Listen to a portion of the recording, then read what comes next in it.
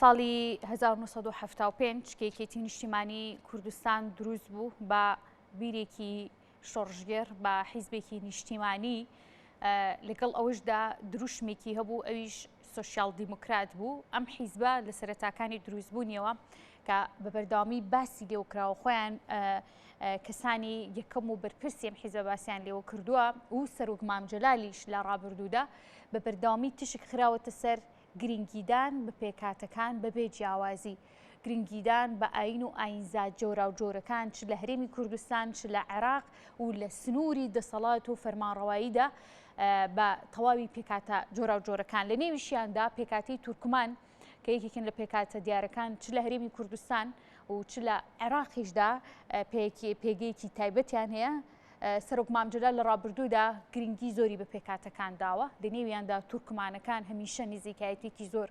بەدی کراوە لە گەڵیاندا. دیارە لەم بەشەی بەرنامەکە تیشکە خەمە سەر ڕۆڵی سەرۆک مام جەلال لەگەڵ تورکمانەکاندا و لە ئێستادا ڕیشەکێشی یاخود بنەمای ئەم کارە و درێژە پێدەری خەباتی سەرۆک مام جەلال و پەیوەندیەکانی لەگەڵ ئەواندا لە ئێستادا چۆن نەبیندێت. لەگەڵ بەڕێز عیرفان کەرکووکی کە بڕێزیان سەرۆکی حیزبی پێکهاتەی تورکمانن ڕاستەوخۆ لاک هەولێرەوە میوانمانە گفتوگوێم بابەتە لەگەڵ ئەودا دەکەم. بەڕێز کاک عیرفان زۆر سپاس بۆ ئامادەبوونت. ڕۆڵی سەرۆک مام جەلال لە ڕابردوودا لەگەڵ تورکمانەکانە چۆن بوو؟ لە ئێستادا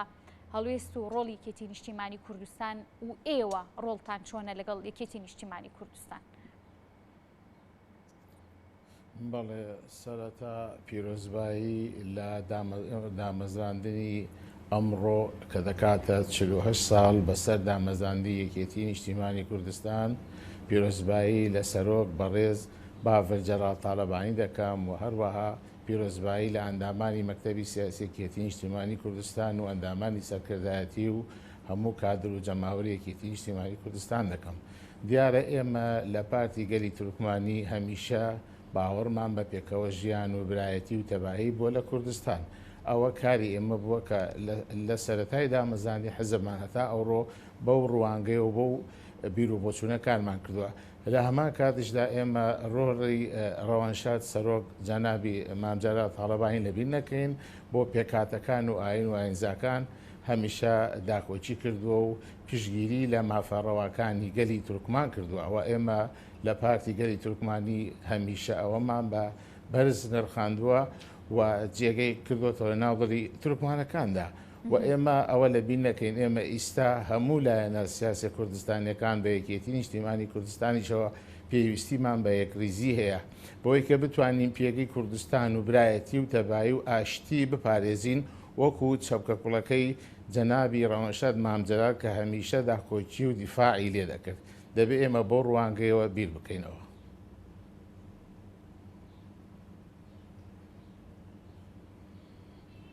باشە کاک عیرفان بە بەردەوامی سەرۆک مام جەلال گرنگێکی زۆری بە تورکمانەکان داوە. ئێوە پێکاتی تورکمان لە نێو هەرێمی کوردستاندا ئەو ڕۆڵی سەرۆک مام جەلال لە ڕابردوودا چۆن هەڵسەنگاندنتان بۆ کردووە و ئێستا پەیوەندیەکانی تورکمان پێکاتی تورکمان لە نێو هەرێمی کوردستان لەگەڵ یەکێتی نیشتیمانی کوردستان لە چه ئاستێکدایە؟ ئێمە هەموو وەکو هێزە لایەنە سیاسی کوردستانیەکان بە هەموو ئاین و ئاینزا و نەتەوەکان و بە تایبەتی ئێمە لە پارتی گەلی تورکمانی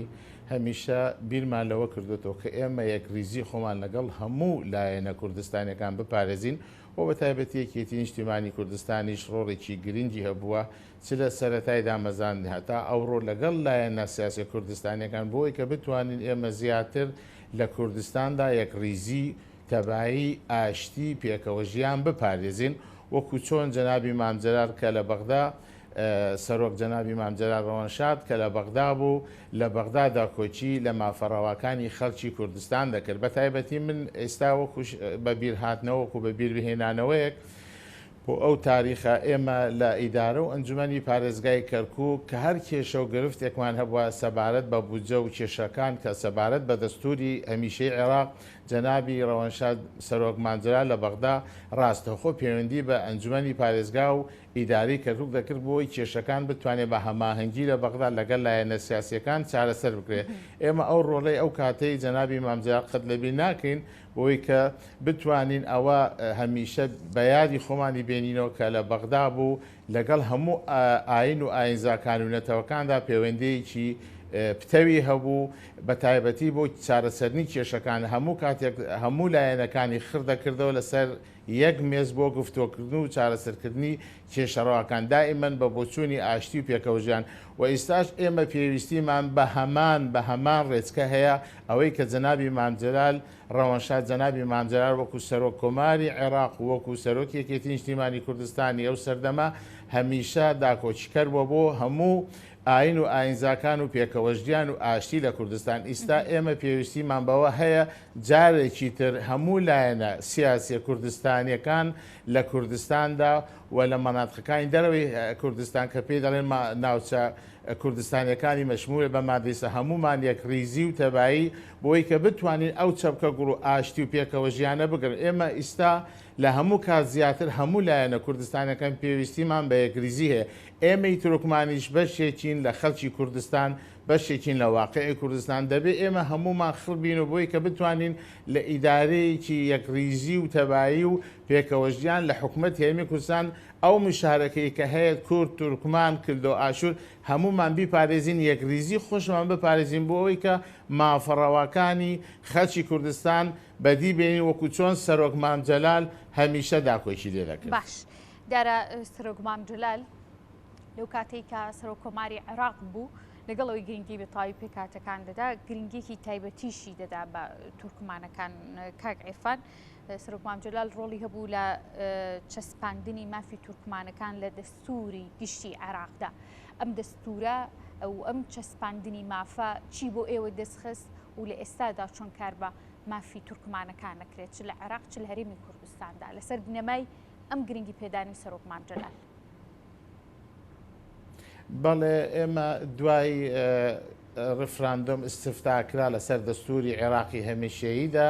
کە ڕەوەنشاد جەنابی مامجلال سەرۆک مامجلال کە لە بەغدا بوو ئێمە زۆر کێشەی ئیداریمان هەبوو وەکو ئیداری کەرکووک کە پابەندە بە حکوومەت ئیتیحادی ئەو سەردەمە ئێمە کێشەکانمان بەڕاستی ڕوبەڕووی ئەوە کردو کە جەنابی مامجلال لە بەغدا سەرۆک کۆماری عێراق بوو بۆ ئەوەی کە ئێمە ئەو کێشە سەرەکیانەی کە پابند بوو بە ئیداری کەرکووک چ لە ڕووی بودجەوە چ لە ڕووی جێبەجێکردنی دەستورۆ چ لە ڕووی کێشە و گرفتی نێو پێکاتەکانی ئەو سەردەمە کە لە کەرکووک بەڕاستی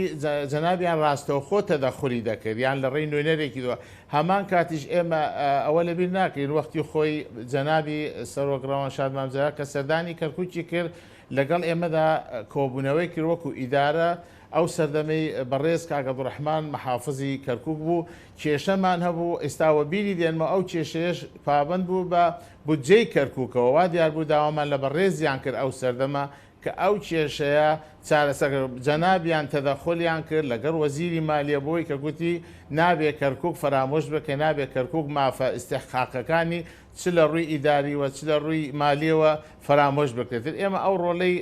ڕەوەنشاد جەنابی مامجلال لەبیر ناکەین ڕاستەخۆ کە سەرۆکی کۆماری عێراقیش و ئەو دەمە کەرکووکی لەبیر نەکرد بوو کێشە و گرفت و مەعاناتی هەموو نەتەوەکانی کەرکووکی لە بەغدا تاوتوێ دەکرد ئەو کاتە بەڕاستی هەستمان دەکرد کە جەنابی مامجلال لە بەغدا بوو کێشە و گرفتەکانمان پشتمان لێ کرد بۆ چارەسەر دەکرا. بەڵام بە خۆشتان دەزانن ئێمە کێشە و گرفتەکانمان دەستوریە تاکو ئیستا بە خۆتان دەزانن لە بەغدا چارەسەر نەکراوە چ مادەی ١40 لە دەستوری هەمیشی عێراقدا ئێستا حکوومەت یاریدەری کوردستان ئەو لیجانانەی پێکەناوە بۆەوەی کە مافەڕاوەکان بۆ خەڵکی کەرکووک و ناوچەداڕاوەکانی هەرێمی کوردستان ناوچەدابراوەکانی کوردستان وەکو کەرکووک و خانەقین و ئەو مەخمور و ئەو مەناطقە کوردستانی کە مەشمولە بە مادەی ١40 ضمنی دەستوری عێراقی. ئێمە لەگەڵ ئەوەدا ئێمە ئێستاکە پێویستیمان بەو ئالیەتە هەیە کە جەنابی مامجلال وەکو سەرۆک کۆماری عێراق بەو نەفەسەوە بەو تەبیعەتەوە بەو واقع بینانەوە دەیڕوانی لە مەسەلەکان. ئێستا ئێمە حالیەن لەم کات و سادا پێویستیمان بەوە هەیە کە ئێمە بگەڕێنەوە وەکو چەپکە گوڵەکەی جەنابی مامجلال کە هەمیشە هەموو لایەنەکان و هەموو ئاین و ئاینزاکانی خڕ دەکردەوە لەسەر یەک مێز بۆ گفتو کۆکردن و چارەسەرکردنی کێشەکان هیوادارم ئێمە هیوادارین و تەمەناش دەکەین و سەرکەوتنیش بۆ هەڤاڵ بەڕێز کاک باڤڵ جەلال تاڵەبانی دەکەین وەکو سەرۆکی کریشتمی کوردستان هەمان ڕێچکە و هەمان مەسئولیەتی جەنابی مامجار بگرێتە ئەستۆی خۆی بۆ ئێمەش بتوانین زیاتر وەکو نەتەوەی تورکمان و وەکو ئاین و ئاینزاکانی کوردستان هەمان دڵخۆشی و هەمان دڵفراوانی بگەڕێتەوە بۆ نێو خەڵکی کوردستان و چ لە مەناتقە کوردستانیەکانی دەرەوەی هەرێمی کوردستان بەڕاستی ئێمە ئێستا پێویستیمان بەو نەفەسە هەیە پێویستیمان بەو یەکریزیەیە پێویستیمان بەو برایەتی و ئاشتیە و گەڕانەوەی ئاشتی و برایەتی و تەبایی ئێستا لە هەموو کات زیاتر پێویستیمان پێێتی و هەمان کاتیش ئەمڕۆ کە دەکاتە 48 ساڵ تێدەپەڕێ بەسەر دامەزاندی یەکێتی نیشتیمانی کوردستان هیوای سەرکەوتن بۆ یەکێتی نیشتیمانی کوردستان و سەرکردایەتی یەکێتی نیشتیمانی کوردستان دەخوازین هیوادارین ئەم یادەبێتە هاندەرێک بۆ ئاشتی و پێکەوە ژیان و یەکریزی و تەبایی بۆ نێو کوردستان و لە نێو هەموو لایەنە کوردستانێکە. باشە کاک عیرفان نزیکەی سێدەیەکێتی نیشتیمانی کوردستان هەم لە خەبات وەکو حیزبێکی نیشتیمانی شۆڕژگەر سۆشیال دیموکرات بەردەوامی و ئیدامەی داوە بەکاری سیاسی لە عێراق لە هەرێمی کوردستاندا ئەمێ بزانم ئێستا ئێوە چۆن پەیوەندی و کۆنتاکتەکانتان لەگەڵ یەکێتی نیشتیمانی کوردستاندا ڕێک دەخەن و لە نێو کەرکووکدا تورکمانەکان پەیوەندیەکانیان لەگەڵ یەکێتی نیشتیمانی کوردستان چۆنە و چیان دەوێت لەم حیزبە؟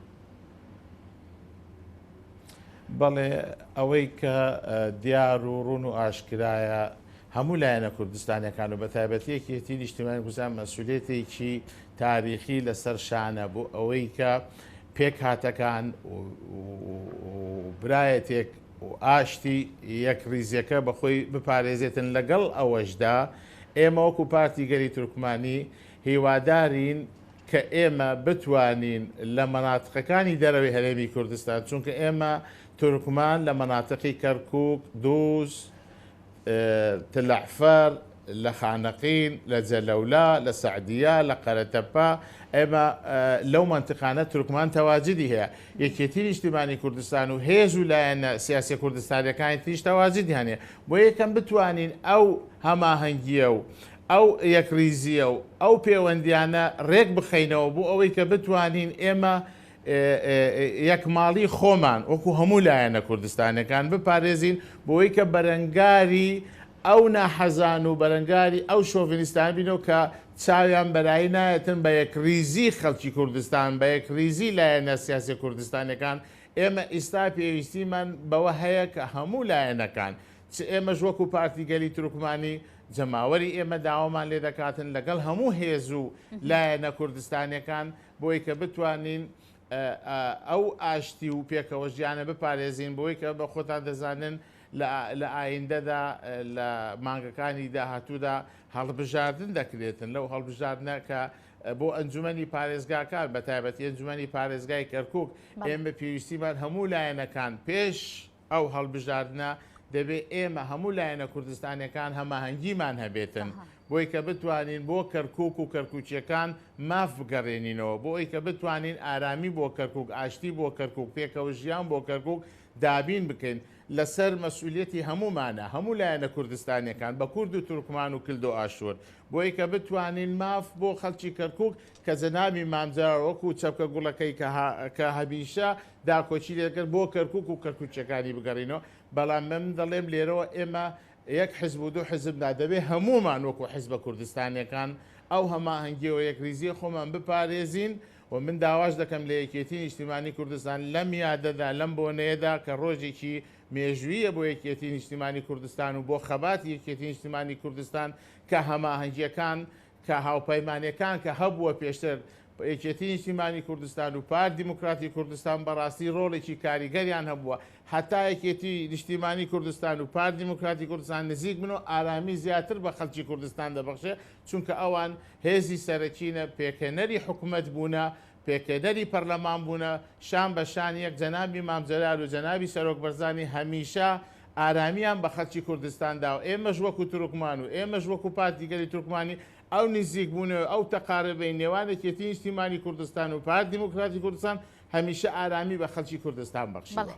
بەڕێز عیرفان کەرکووکی سەرۆکی حیزبی گەلی تورکمانی لە هەولێرە و میوانی مەبوو زۆر سوپاس بۆ ئامادەبوونت کاک عیرفان.